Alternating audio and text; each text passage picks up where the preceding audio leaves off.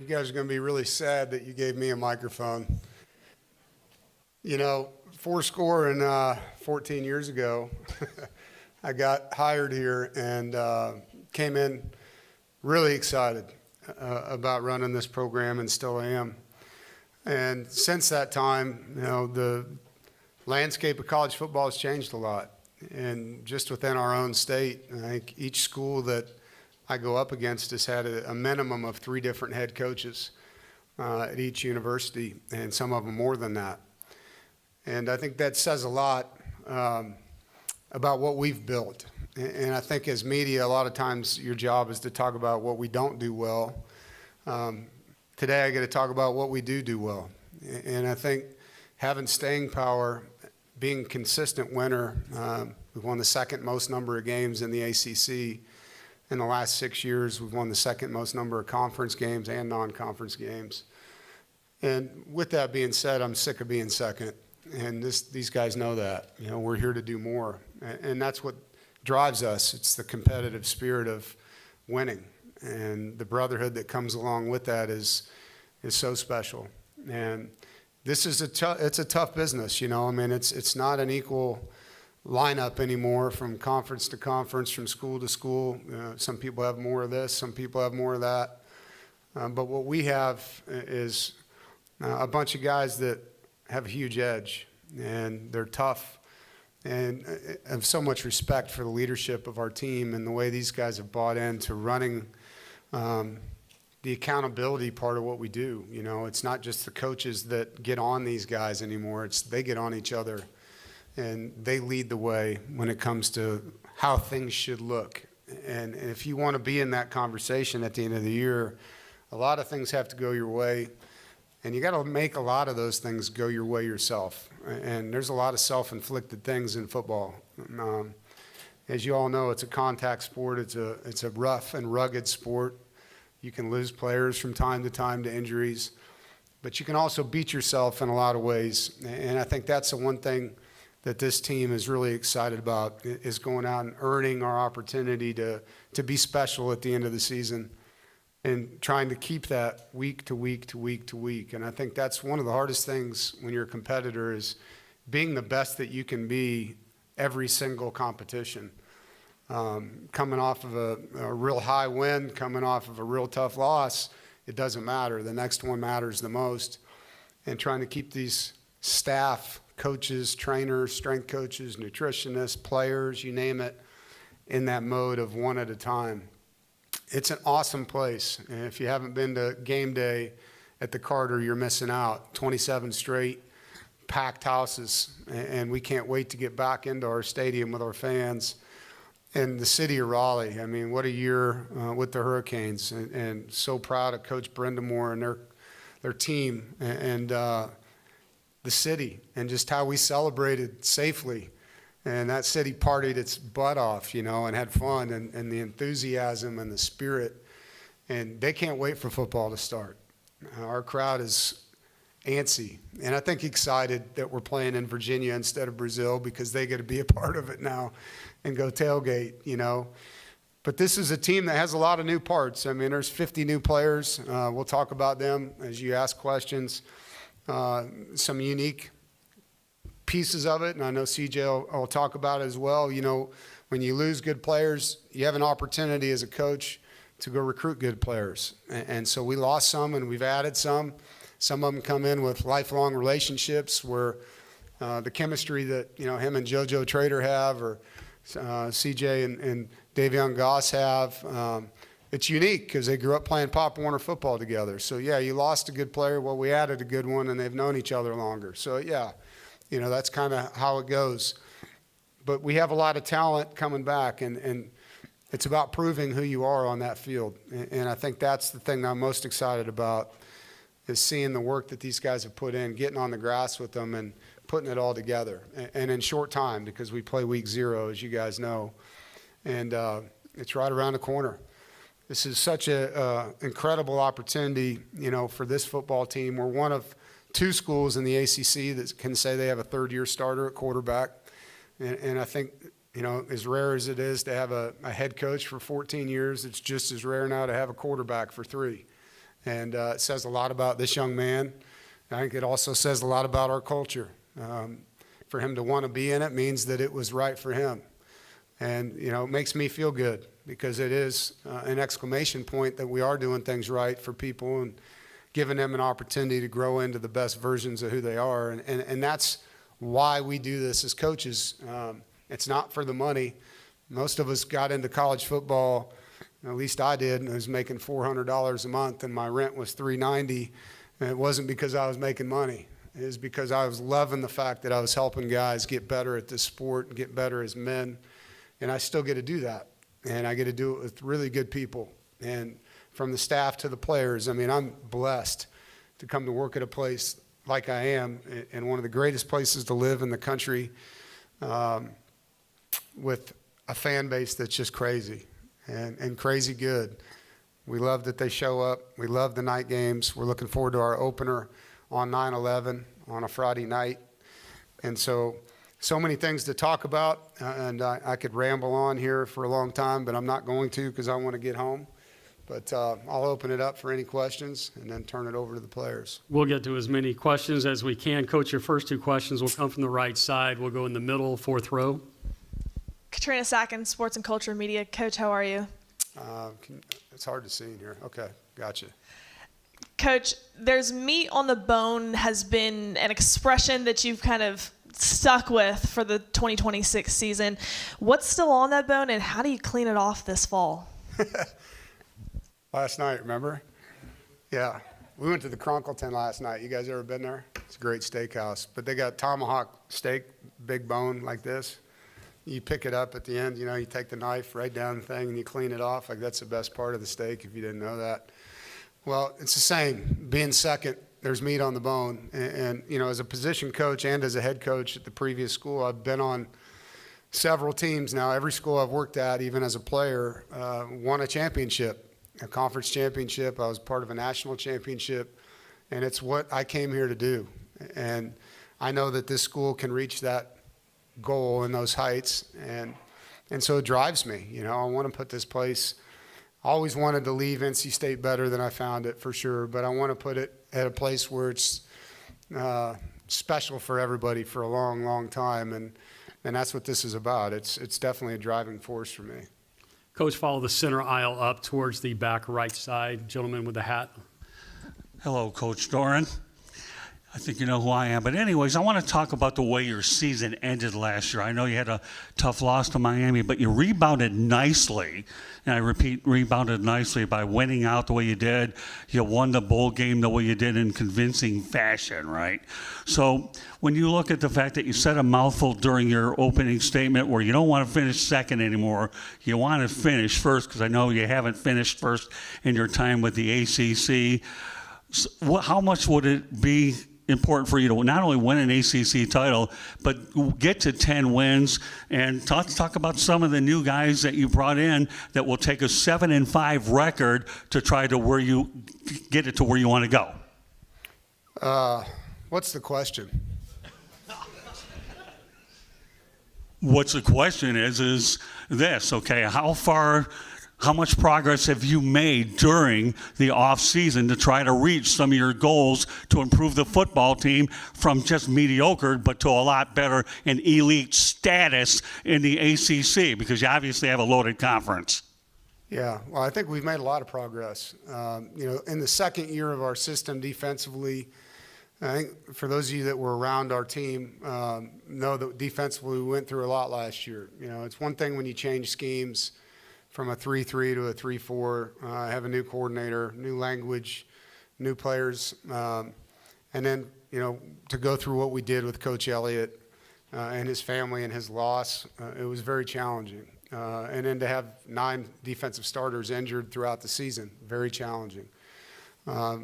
Fast forward that, we got a lot better on defense the last 5 weeks, and there was a lot of momentum, and we've recruited well on that side of the football. I'm super excited about the returners we have and the additions.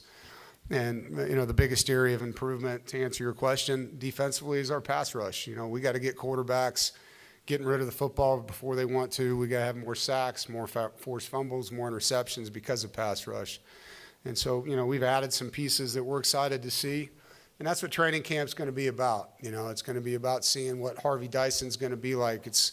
We saw him in the spring. We got a chance to sample what he is, but fall camp's a lot different than spring football because you're on the field every day.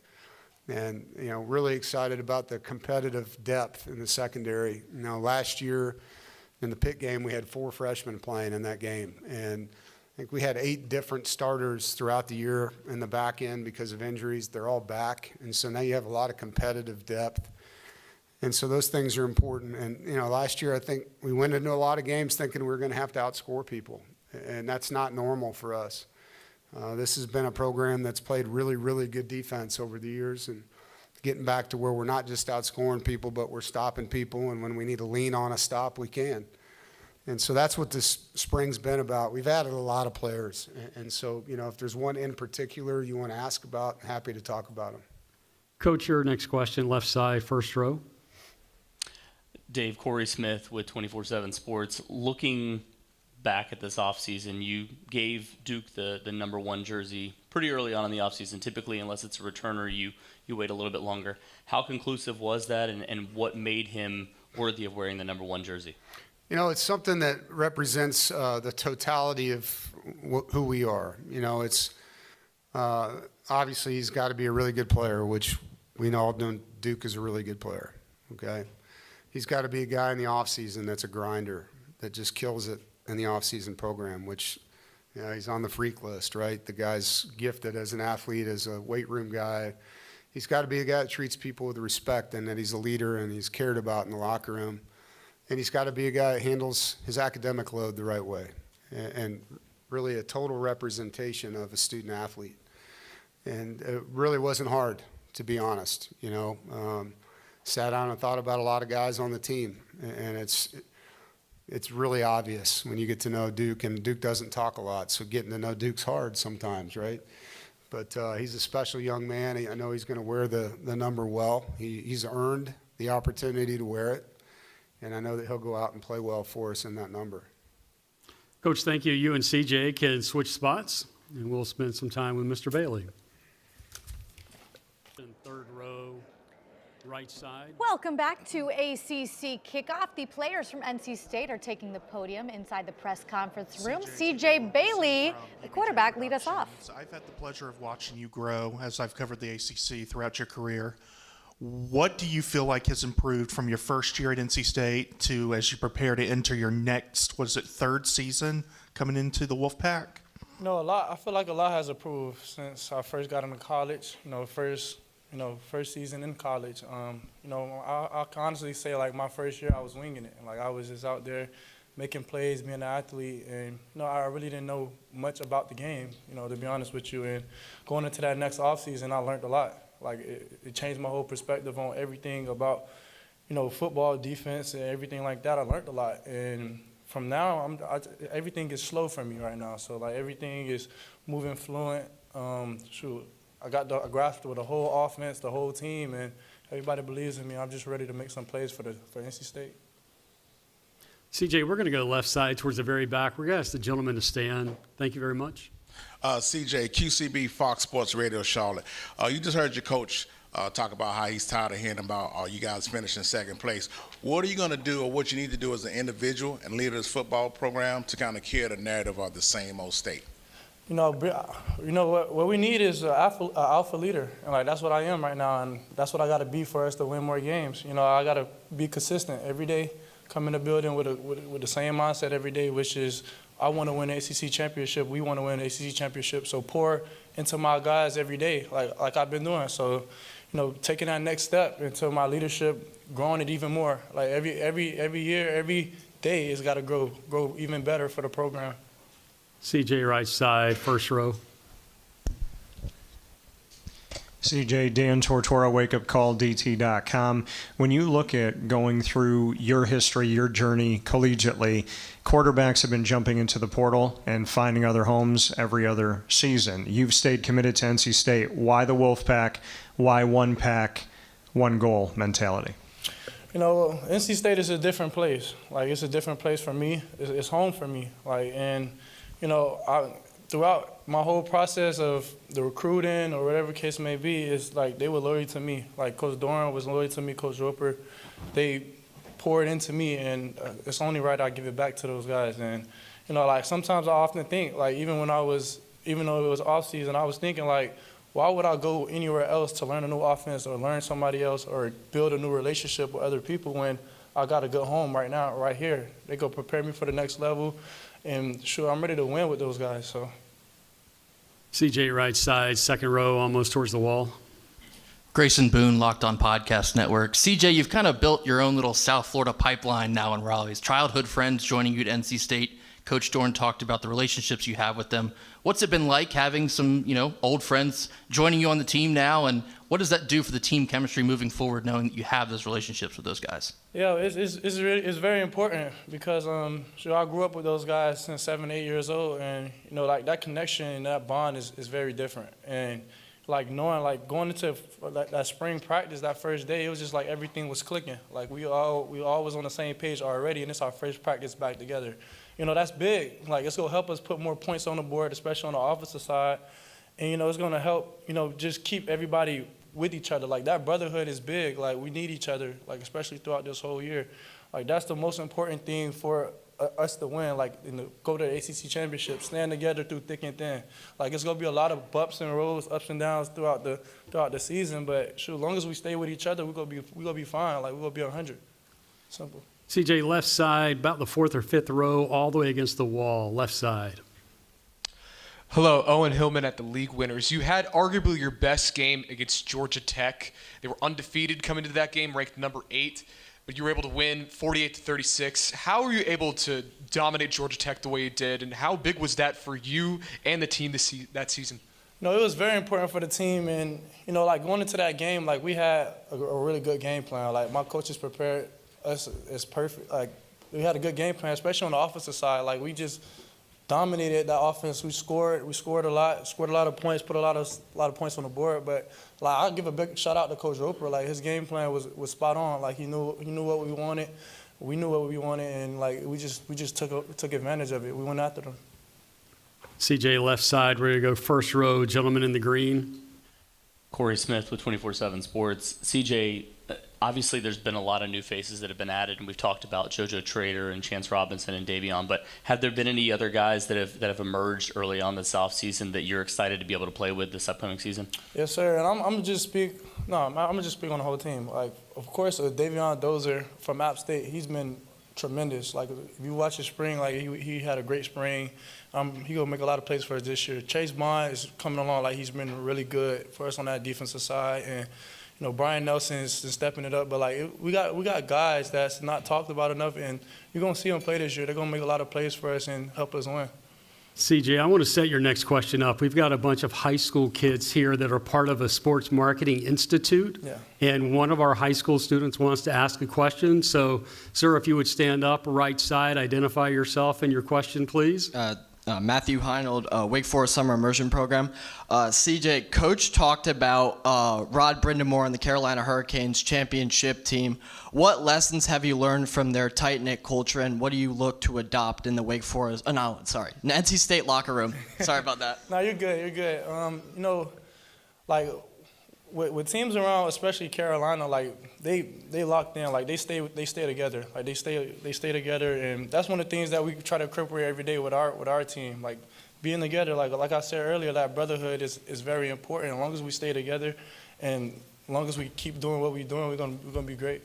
Appreciate it.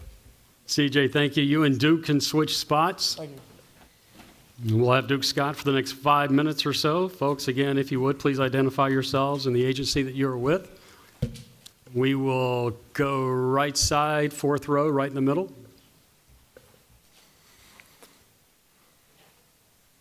Katrina Sackins, Sports and Culture Media, Duke, how are you? I'm good. How are you? Good. You were honored with that #1 jersey for this upcoming season. How much does that mean to you, and what's the significance behind that for you? It means everything to me. Like, getting that honor, getting that, like, kind of coveted, like, honor as #1, it's something that I've taken pride into is, like, since I've got here on campus, like, my grades, my work ethic, how I lead the team, and being able to, like, represent my team in that way, being the, like, that face, it means everything to me. I'm extremely excited about it. Duke, first row, right side. Duke, Dan Tortora, wake up call, DT.com. I believe in high school, 4,500 rushing yards, 66 touchdowns. Just what you have already done in your career, how you've shown yourself, and what we can expect to see as you step forward here at NC State after everything you've already shown up to this point. You know, I always plan to stay true to myself, stay the same person. So regardless if that's college, high school, I come the same person every day. And I come with the same work ethic, same mindset, and that's just to dominate the day. And that translates to game day. I just try to dominate the opponent in front of me. And that's kind of what you can expect this year. Duke, a question from the podium. You power clean 405 pounds. You boast a 575-pound squat, and you've run a 4.35 40 dash. Now, most of us in this room, okay, none of us in this room can ever touch those numbers. How do you maintain those numbers, and how does that translate to your performance out onto the field? Coach Thunder is great. It's kind of he holds us to a standard, and that standard is never going to get dropped for anybody. So I just make sure to be the best me I can be every day, and I come with the same mindset. That's just to work hard, work as hard as I can every day, and that leads to incremental improvement every day. Your next two questions will be on the right side, second row. Kenton Gibbs, Locked On Podcast Network.